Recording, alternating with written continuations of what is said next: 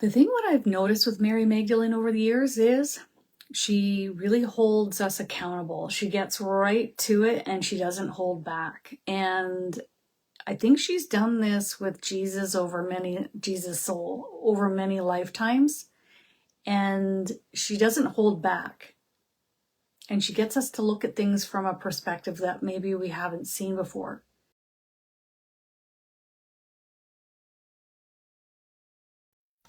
Hi everyone. We are going to be diving in and chatting with Mary Magdalene today, and I'm going to be channeling some guidance from her, some of which I've already written down, and some of which I'll be doing live. So before we begin, I'd just like to light my candle and my incense. And what we're going to be talking about today is it important for women to live on their own to find true love or not? Many friends of mine that I've met over the years have chosen, I guess, to be, we would call asexual, and they're not interested at all. And we're also going to be talking about the 4B movement and how that's now moved over here to Western society. And I know that a lot of the conversations that we're having through TikTok and other channels are from women who just prefer to be on their own. And I have had experiences in my own personal life on both sides, okay? Being completely alone and also being with someone. So it'll be also my personal experiences, okay? The first thing that was coming into my head over the past few days is the song, all the single ladies, all the single ladies, all the single ladies, all the single ladies. And I was like, okay, where is this coming from? And it's basically, I guess you could look at this as being, this is for the single ladies, but it's also for, I was also thinking this live is also for the women that are maybe in a relationship, but they feel a bit alone. They've already detached. They're already on their own. There's a trend taking place here in the Western world following the 4B movement in Korea. Okay, so the 4 no's are, it means basically don't date men, don't get married, and don't have sex with men, and don't have children. So those are the 4 no's. It is estimated that 45% of women by the year 2030, ages 25 to 44, will be single and living alone. You're looking at 2030, which is in 6 years, and they're estimating 45% of women being single and living on their own. And this is based on the Census Bureau historical data and also the Morgan Stanley forecasts. Some people, I've met a lot of individuals who have come over and they've stayed at my aunt's home as a tenant, and several of them from Japan and Korea. And these women, they're not allowed to kind of move out on their own because they haven't gotten married, and now they're moving into their 30s to learn English. And they haven't been with anyone. They're not interested in anyone. And even when I was trying to kind of get them to move in a direction of, hey, this guy's kind of cute. Why don't you come out on the dance floor with me? Absolutely not. Not going to happen. Not interested.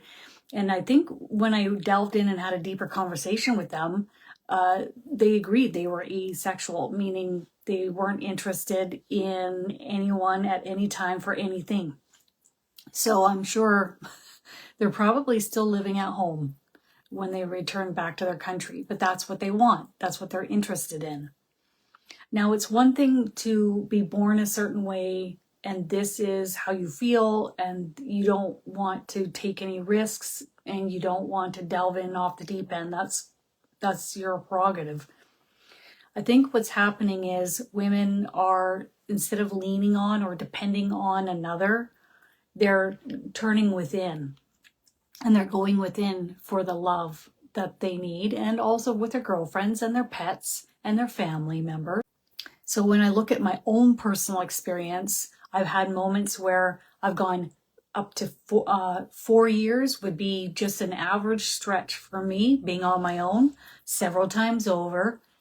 Just kind of thought, well, it's better to be alone and single than it is to be with the wrong person. When I now have a really wonderful partner in my life, I understand that. And it was interesting too. It wasn't like I just came into this partnership or this union. It was spirit that brought us together. And in fact, I was like, even when I tried to say no, I remember getting a message from my higher self and from my angels, because I wasn't listening to my angels. And so my higher self said, we can do this the easy way or we can do it the hard way. So what I've come to realize is it depends on what you want. If you completely want to be alone, then so be it. I'm too much of a social being and too much of a person that would enjoy to have someone around. It also depends on the age and the stage of life that you're in. I remember thinking in my 30s when I was going long stretches with not dating anybody, well, what a waste, right? You're only going to be in a 30-year-old body for so long. And then you're going to be 40, and then you're going to 50, 60, 70, 80, right? So for me, emotional connection, physical connection, meant, feeling like I have someone to talk to. But again, it's got to be the right person. That's for me. Other people, forget about it, not interested. And I think when we look at South Korea, a lot of those individuals are moving in this direction, maybe because they don't feel like they're getting what they need from the individuals that they're attempting to date or be with. When I look at 30, 50, 100 years down the road, and if this stat is correct, and we have 45% of women single by year 2030 on their own, not having children, or maybe having children on their own, can't say that entirely, but obviously it's going to be, the number will be lowered. I know in South Korea there are some kindergarten schools in grade 1 that are empty. They're not happening. So these schools or these classrooms are not even open anymore. I know in Japan, when you watch the documentaries, a lot of the hospitals are closing that used to help women with childbirth. So what I look at is Western culture moving in this direction, but who isn't moving in this direction? Who will continue to replace their numbers, if not quadruple, if not more replacement? So anybody have any ideas of what that is? Who on earth is having a lot of children? Lot. And I know in Spain, a long time ago, the Spanish were ousted out of their country, right? Because of sheer number. Because, anybody got any answers on that? I'm not seeing anybody. So if Western society is not having children, who is having a lot of children? And it's just a numbers game, whether it takes 30 years, 50 years, 100 years. Well, we have the Muslims, you guys. The Muslims are having 5 children per wife, and they're allowed to have 5, 10, 20 wives. And so they are having a lot of children. People from India also are having quite a large number of children, aren't they? And we have a lot of big numbers of immigration coming into our countries, and they're having very large families. And whether that's based on their religion or because they just want to. So what will happen in 30 years, 50 years, 100 years, if we decide, oh, we're opting out of this, we're not doing this? It's just a sheer numbers game, isn't it? So that's where one of the cons comes in. Mind you, I won't be here as Kristin in this body at this time, depending on where I choose to go. But, as a soul, it's a sheer numbers game as far as who's going to be living here in Western culture in 30, 50, 100 years. Maybe we'll see more subsidies for families and help with childcare. And maybe in the future, we might even see women in Western society being asked to be a part of, essentially you would call it like a breeding farm, because we are not replacing ourselves anymore. And if these numbers are correct with the census, there won't be any children coming in the years ahead. Not nearly enough to compete. The Muslim culture that has 5, 10, 20 wives living off of the system, and they're all having 5, 10 children. That's an example. So when we look at the big picture, I think things are going to look vastly different in 30, 50, 100 years' time. What do you say about that? Rather than looking ahead, she says she's more interested in what is our motive and the narrative that is being portrayed about women, and why are women deciding and choosing to move in this direction. There's a reason why, and getting to the bottom of that is what's most important, rather than how things will be in the future, because that will create more worry. I can imagine. Yeah. Mind you, we won't be here, in 100 years, but 30, 50 years, it'll be interesting to see. So as far as the pros are, I learned to love myself. I'm building the foundation. Anything I build on top of that foundation is going to be really solid. And when I love myself and I have self-worth and self-care, self-respect, someone coming into this is an addition to what I already feel for myself. Whereas if I don't have this foundation here, I'm clamoring and seeking the love from someone else. Now, when I have that foundation, I'm attracting in someone, like attracts like, so it'll be somebody that loves themselves, and they're an addition in my life. Now, the cons are, it can get real dang lonely. Your pet and your friends, they're nice and everything, but later on in life, what I've come to realize is it's much more enjoyable having someone by your side. It's okay maybe when you're younger if you want to take this path, but as you get older, it's nice to have someone to lean on, someone to help take care of things, someone to, help you when you need help. But it's got to be the right person. So if I'm more introverted and I'm not as social of a being, maybe the types of incarnations I've had are vastly different than what somebody else has had.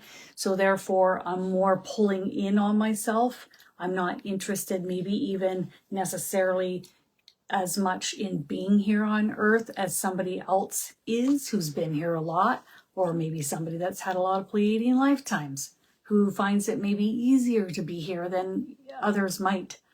Then it's a bit of a different situation. I remember saying to my team, I'm okay with being alone, but I would like the right person to come along. There's a difference between that and forget it, nothing. I'm giving nothing. I am absolutely not interested in anything at all with anyone. For me, I would prefer to keep my energy open instead of completely closed off and blocking anything. What if something really good comes your way? What if it's like right there at your fingertips, but you close things off to the point where you can't see it? And I think that's important, to not have things too closed off. She's just showing me her wandering on Earth, walking. And she's telling me that she has had long stretches where she herself has been alone, and she knows that solitude is important. But when the time comes, and if it's necessary or needed, and your soul feels that it is important for you to join yourself with another, whether it's in just a friendship type of way or in more of an intimate type of way with another, then it's important to listen and follow your soul's lead. Do not close your heart to those who are worthy of it and of your time and energy. What do you say about this 4B movement and like people that I've met over the years that aren't interested in anything in any capacity whatsoever? She says it's essentially their prerogative, it's their choosing, it's their choice, but she would prefer that they stretch themselves, at least try, and to learn more about what's truly going on and be open to meeting the right one. And she says that we can nitpick and we can be bothered by things if we choose, but there are also really wonderful qualities that we can share and enjoy with another if we so choose. But she's also saying that she understands that this is also about the different stages in life. At different stages, different ages, it might look different for you than it would for another. All right, so Leah, let's look at, will you meet a nice man in the future? She wants you to go within. She wants you to look at what is your dominant frequency that you're emitting. What are the most common words or verbiage that you are speaking? And then she wants you to then look at that from an outside perspective and ask yourself if this is something that someone would want to be around, spend time with. That was pretty sharp. Okay. So if there are some things that you notice that you are saying, speaking, behaving, and it's dropping your frequency, then the expectation of somebody coming and being with you in an intimate space, in an intimate way for a lengthy period of time, how will it make them feel? And she says, and vice versa, in holding the other accountable for the words and the actions and the energy in which they emit being beneficial and healthy for you. She says, first you, then we look outside of yourself.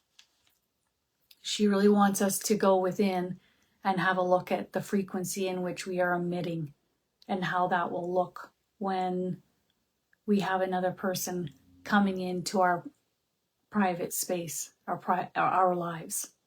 The thing what I've noticed with Mary Magdalene over the years is she really holds us accountable. She gets right to it and she doesn't hold back. And I think she's done this with Jesus soul over many lifetimes.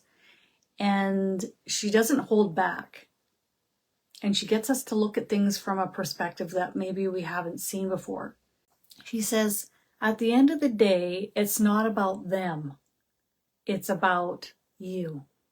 It's about taking the time, spending the time by yourself, self-love, self-care, and building that foundation within yourself before, instead of making the same decisions and choices that get you in the same, moving in the same direction, like stuck on a hamster wheel. And when it is time, the right friendships, the right connections, the right potentially romantic partnership will arrive. But if we don't take this time by ourselves, then there is a potential of us repeating the same behavior or getting the same results, right? And she says that she's really proud of women on earth, and she's cheering each of us on. And she wants us to thrive, exceed any expectations set or put upon us, or lack thereof. Okay. And she's just thanking each of us. All right, you guys, have a wonderful weekend. I'll see you in 1 week. Love you. Bye.